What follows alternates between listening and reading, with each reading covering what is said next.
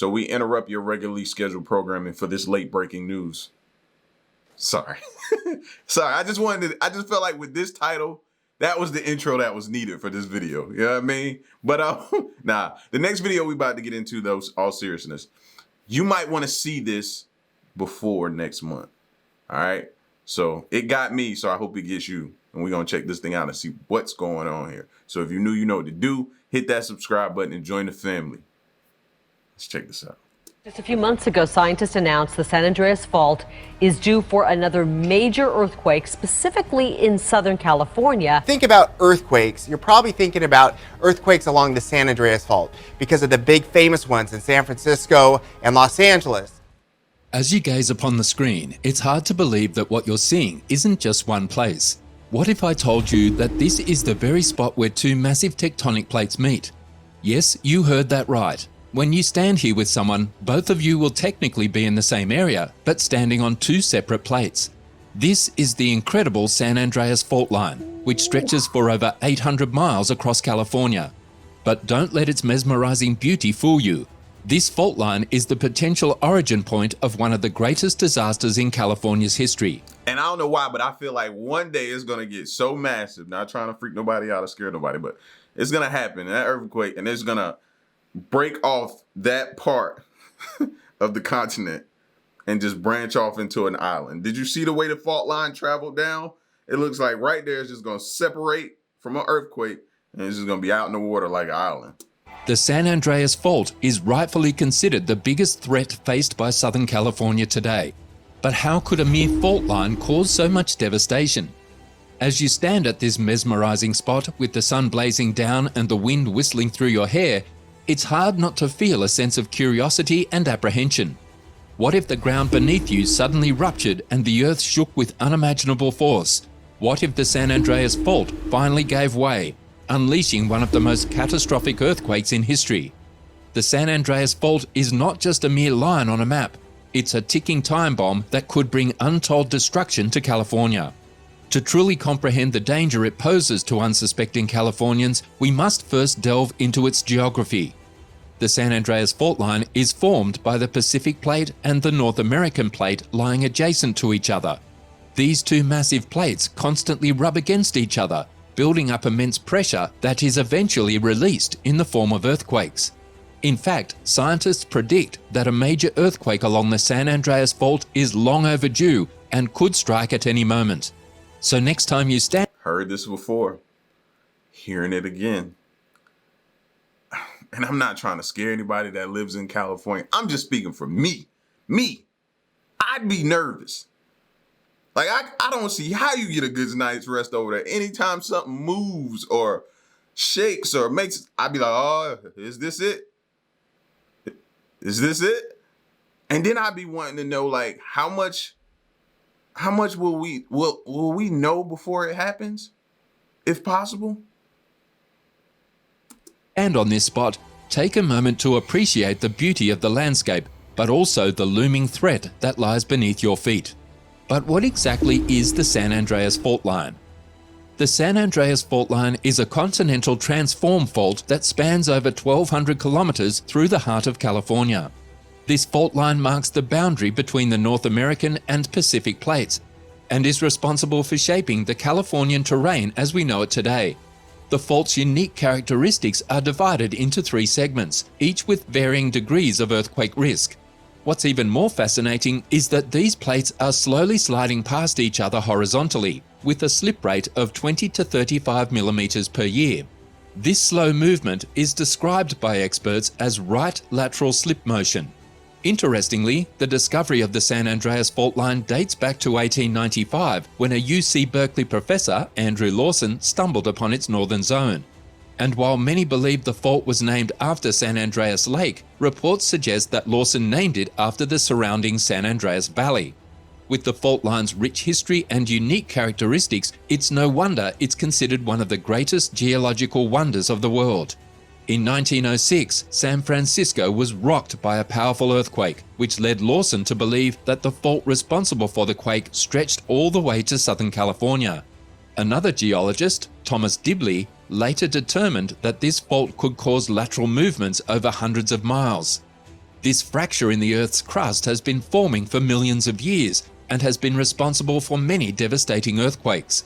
The San Andreas Fault is where the North American Plate and the Northern Pacific Plate meet, and it's the reason behind the three segments known as the Northern, Central and Southern segments. Geologists have also discovered that the movement of these plates is causing compressional forces that have forced San Andreas to jog westward. It's an incredible natural phenomenon that has captured the attention of scientists and the public alike. The San Andreas Fault is no stranger to Californians.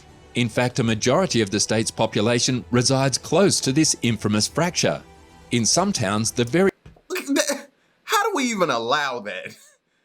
How do we allow that? Because then in my mind, I'm thinking if something happens, then that blood is on everyone's hands. Just for allowing people to live that close to that fault line. Like, seriously? Like, some stuff just don't make sense to me. very roads people drive on are built right on top of it. Even the Bay Area rapid transit system of San Francisco has a tunnel that cuts through the fault area. Scientists are constantly worried about the potential dangers posed by this fault line, especially as most of it is now covered by development, putting countless lives at risk. But if you want to witness the power of the San Andreas Fault with your own eyes, head up north on Interstate 5 until you reach the Tejon Pass. Here you'll find a visible reminder of the tectonic forces at work. One plate scraping against the other, leaving behind a trail of grey quartz monzonite and brown sediment sandstone and siltstone. These rocks could never have formed together naturally. Only the sliding movement of the plates made it possible. And between these two layers lies the true heart of the fault, a layer of black rock known as fault gouge. It's a humbling sight, a reminder of the incredible forces that shape our world and the dangers they pose. The San Andreas Fault is a ticking time bomb, and the consequences of its next eruption could be catastrophic. In fact, if a major earthquake were to strike the area, it could very well sever Interstate 5, the main transportation route to and from Los Angeles, leaving thousands stranded. As you continue north into the Central California Valley and venture west, you'll reach the Carrizo Plain, a rural area thankfully spared from development over the fault line. But the Elkhorn Scarp is the place to be if you want to witness the true power of this geological marvel. From high above, you can clearly see the dramatic dip between the two plates. It's not just the land that bears the marks of this fault. The local waterways are also subject to shifting forces. Creeks that cross the fault line often find their courses altered over time as the plates continue to move and grind against each other. Seismologists warn that the southern portion of the San Andreas Fault is long overdue for a major release of stress. It's been over 160 years since the last one in 1857, and the longer it goes without release, the greater potential for a large-scale and devastating earthquake. It's not a matter of if. And knowing this, again, hate to travel back down this road. How could you live there? How? And then point number two, knowing this, how is the house, the price for housing over there so sky high with that looming in the background? Like, these places should be cheap. We on a fault line. Like, I don't get it. Why is it so sought after to live over there? But when the next one will strike? Are we on the brink of a devastating earthquake? That's what seismologist Thomas Jordan warned a few years ago. According to him, the southern portion of the San Andreas Fault is locked, loaded, and ready to go, meaning it could generate a massive quake at any moment. The cause? The Pacific Plate is moving faster than the North American Plate, putting tremendous stress on the fault line. While the northern portion has already experienced catastrophic quakes in the past, the south has remained relatively calm, leading experts to believe that a major event is inevitable. While the fault moves imperceptibly in some areas, thereby avoiding earthquakes, researchers have discovered that the middle section may have experienced high-magnitude quakes in the past. According to Genevieve Coffey, an earthquake geologist, large quakes may have happened within the last 3 million years. Even if it doesn't trigger a massive quake, the section could act as a conduit for earthquakes originating from the northern and southern sections of the fault. Seismologists have been releasing forecasts every few years to keep the public informed and prepared for the big one. Shockingly, the estimated effects of a hypothetical 7.8 magnitude earthquake in California are catastrophic, as predicted by various models and environmental scientists. Imagine a massive earthquake hitting the Coachella Valley in California. What would the consequences be? To get a better idea, let's take a look at a groundbreaking earthquake simulation created by the California Academy of Sciences. While the San Andreas Fault is often considered the most significant source of seismic activity in the region, there are numerous other fault lines running through California that could be just as dangerous. Just add insult to injury right there. Nah, it's not just this one. We got more. Come and see. Are you kidding me? No, thank you. And trust me, I'm one of them kids that wanted to move over there to California. The allure got me. But knowing this, no, man, this would age me too quick living there. One of these is the Hayward Fault, which runs parallel to the San Andreas Fault and is responsible for much of the movement between the tectonic plates. In the simulation, you can see what might happen if just 50 miles of any fault line ruptured. The resulting quake would be about 1/16th as intense as the devastating 1906 earthquake that hit San Francisco. The severity of the ground movement would depend on factors like the proximity of mountains and the type of soil. By factoring in these variables, scientists can estimate the intensity of the shaking that would occur. Now get ready to hold onto your seats as we explore the potential aftermath of an earthquake that's been dubbed the Big One. Experts warn that California is at a high risk of experiencing a massive earthquake within the next 30 years, with a likelihood of magnitude 6.7 or greater hitting the state at a whopping 99%. The Cascadia fault line, which recently caused a 9.2 magnitude earthquake, is a reminder of the devastating power such natural disasters can have. While the upcoming earthquake is expected to be limited to a magnitude of 8, the destruction it causes will be significant, but thanks to the Alquist-Priolo Earthquake Fault Zoning Act, the impact will be minimized as only a few constructions are in the zone. Nevertheless, the quake will damage around 90 fiber optic cables, 966 roads, 39 gas pipes, and 141 power lines. The cost of repairing damaged buildings alone is estimated to be around $35 billion.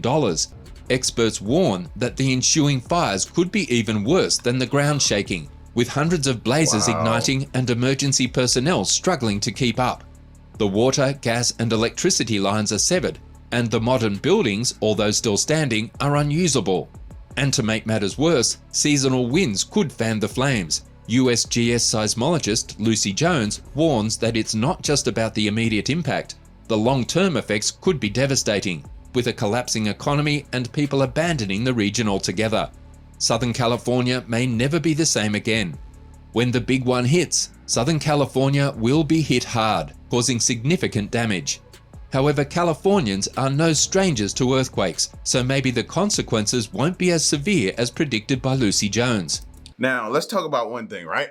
How many people do you think understand these possibilities of this can happen? How many people you think know about this fault line? Let's start there. I'm pretty sure a lot of people know, right? How many people you know that are aware that we're overdue? I would venture out to say a small amount. Us and a few others that live over there. I don't think it's too many that know we're overdue. They're not paying attention to that. They're probably into those that are over there, possibly are into the nightlife, Hollywood, California, all that kind of stuff like that. It never rains and all that type of stuff, except this year the weather got crazy. But they're probably not even thinking about this. I hate to say it, but some of them aren't aware of this. This information needs to get out so people have the opportunity to make their decision whether or not they want to stay or go. But this type of stuff will get buried. Why? Because money. They don't want people leaving. They'll try to say, it's not going to happen. It's not going to happen. They'll sell you that dream. But earthquakes can cause aftershocks that trigger tsunamis, which can lead to flooding. Even smaller bodies of water like pools can create powerful waves called seiche. The damage won't just affect buildings, but also bridges, train tracks, and highways, making transportation difficult or even impossible. first responders will face delays and other obstacles, making it even more challenging to deal with the aftermath of the earthquake. The impact will be immense, and it's hard to fathom the extent of the damage until it happens. The 1857 Taejon earthquake shook up nearly 350 kilometers of southern and central California. And although it's commonly referred to as the Fort Taejon quake, its epicenter was actually located just south of Parkfield. This earthquake had a magnitude of 7.8 and sadly resulted in the loss of 2 lives. On the other hand, California wasn't as fortunate in 1906 when a 7.8 magnitude earthquake ruptured almost 340 kilometers in the northern region with its epicenter near San Francisco. The impact was catastrophic and the quake struck on April 18, 1906, causing high-intensity tremors from Eureka to the Salinas Valley. Fires broke out shortly after the quake, and it took several days to extinguish them. Regarded as one of the deadliest earthquakes in US history, it devastated over 80% of the city and claimed more than 3,000 lives, which is the greatest loss of life in a natural disaster in California's history. The state experienced property losses worth $400 million in 1906, equivalent to more than $9 billion today.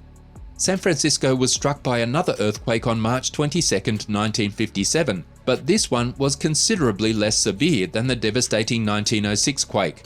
This one was measured at a magnitude of 5.7, and while it caused financial losses of about $1 million, only one person died in the quake.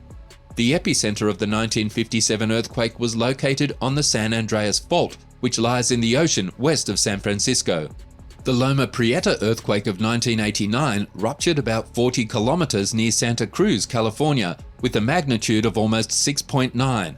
While it caused moderate damage to some vulnerable areas in the Bay Area, it claimed the lives of 63 people. The most recent earthquake in the region happened on September 24, 2004, when a 6.9 magnitude quake shook the Parkfield area. The aftershocks of the main event continued for a week. The kind of movement occurring along the fault plays a major role in these earthquakes, with blocks on opposite sides of the fault moving horizontally in relation to each other. During the 1906 earthquake, roads, fences, and rows of trees and bushes crossing the fault were offset by several yards, and the roads crossing Tamales Bay were offset by almost 12 feet. The ground west of the fault moved relatively northward due to the sudden offset, capable of initiating an earthquake occurring in one section of the fault at a time. The total offset unevenly accumulates over time, primarily by movement on one section followed by movement in another section of the fault. The San Andreas Fault's massive earthquakes happen when the locked and silent sections accumulate strain for over 100 years. The built-up strain is then released in great jolts, causing massive earthquakes. However, some sections of the fault experience creeping movement instead of producing sudden earthquakes. Over the past 20 million years, the total displacement accumulated from this movement and earthquakes is estimated to be around 350 miles. Experts have studied segments of the fault between the Taejon and Salton Sea in detail and found geologically similar terrains on opposite sides of the fault, which are now separated by 150 miles. The movement of some crustal blocks may have been through 20 or more degrees of latitude. There are many such segments called seismic gaps along Earth's plate boundaries, including the San Andreas, where no large earthquakes have occurred in a long time. Scientists have achieved some success in predicting when some of these gaps will produce earthquakes. According to geological studies, earthquakes have occurred every 150 years on the southern part of the San Andreas Fault in the past 1,500 years. The last major earthquake... Come on now. Every. What does that mean? Simple. Every. Right? So we're due. And then I think they say we're due and they just move on with it like it's being taken lightly. No, bro, these are lives. These are lives at stake, man.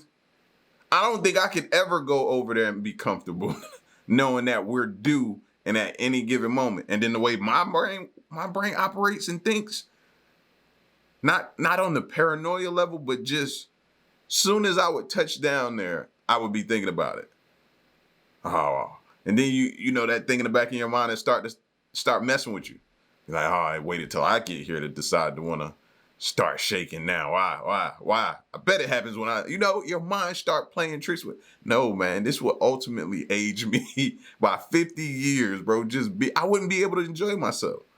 I couldn't, not knowing all this.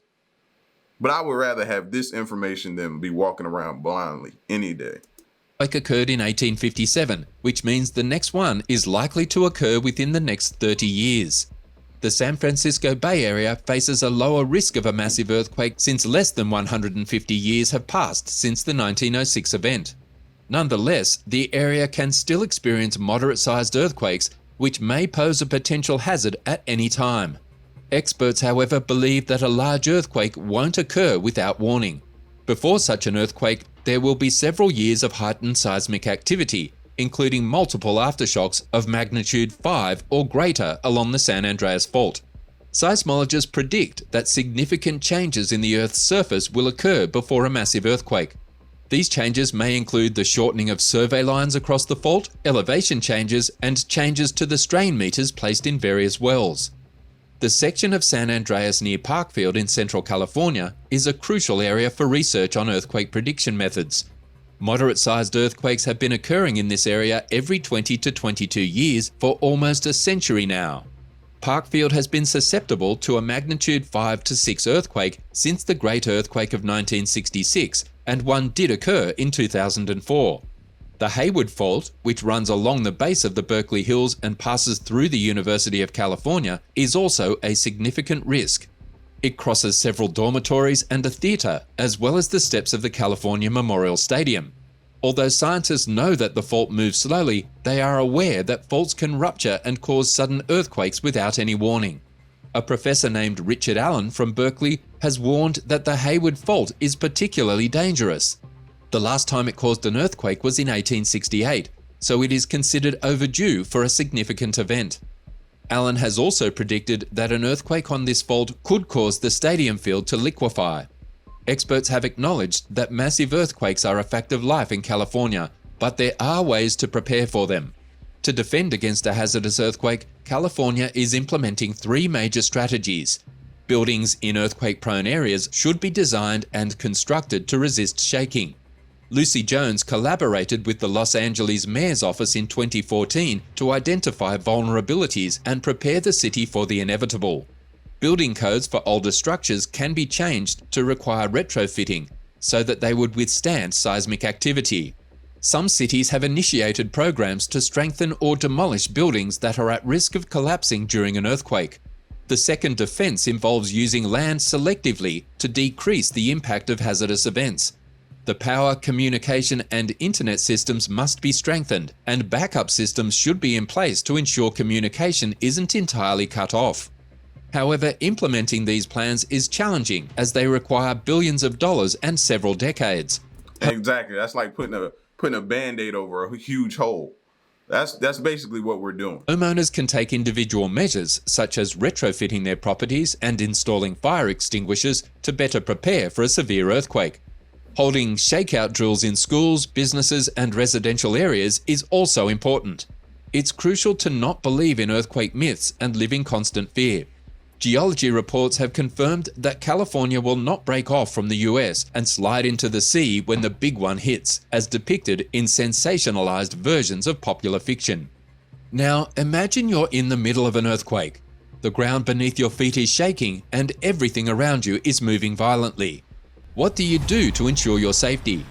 One thing is for sure, you can't rely on anyone else to protect you. You need to take matters into your own hands and quickly find a safe space. If you're indoors, crawl under a sturdy table or other furniture to shield yourself from falling debris. Don't move around or you risk getting hurt by broken glass or other objects flying around. The ground can throw you off balance, causing you to fall and suffer injuries. In case of a severe earthquake, emergency responders may take longer to reach you due to road closures or other obstacles. That's why it's crucial to have a plan in place before disaster strikes. Identify the safest spots in your home and practice dropping, covering, and holding on with your household members. Keep water and snacks stocked up in every room and be prepared to evacuate if necessary. There's no telling when the big one will hit, but one thing is for sure, California has experienced enough earthquakes to know that they need to be prepared. The San Andreas fault line is a ticking time bomb, and it's only a matter of time before it ruptures and triggers a lethal earthquake. Will it be as catastrophic as the experts predict, or are they overestimating the impact? Share your thoughts in the comments below. You got to assume that it's going to be catastrophic, right? You always prepare for the worst but hope for the best, right? But let's be honest. Let's be honest here. How many people you think actually are prepared like they just showed people need to be? Snacks and water and food in each room. How many people been that? Especially with the cost of food these days. How many people got food just sitting around that they ain't currently actively eating? It's hard. So that's why I say, man, in a sense, you got to protect people from themselves. You got to. You got to protect them because they won't do it. And they're sitting here saying that it's imminent that it's going to happen. Right? It's happened too many times before for you to think otherwise. So you got to be prepared. But at the same time, they're saying, and this is the part you got to listen to and take into context. At the same time, they're sitting here saying, but the road closures and different things like that. So you need to be prepared just in case responders aren't able to get to you. So you're saying, okay, I prepare with food, but you can't prepare for an injury. What if you're injured and you really need responders to get to you and they can't? A wound that needs to get closed, or now you're losing a lot of blood and now you need to get hooked up and get a transfusion or something like that. You need to get emergency medical treatment ASAP and they can't get to you. That's what I'm saying, man. When they start talking like, oh, you can prepare for it. You can't prepare for every scenario. You can't. So you put yourself in a tough spot when you decide to stay. I feel the same way about hurricanes and tornadoes and stuff like that. When they tell you to evacuate and people beat their chest and decide to stay, I feel the same way. So listen, man, y'all get at me in the comment section. Let me know what you think, man. I'm going to get off my soapbox. So stick around and stay tuned. Till next one, I'm gone. Peace.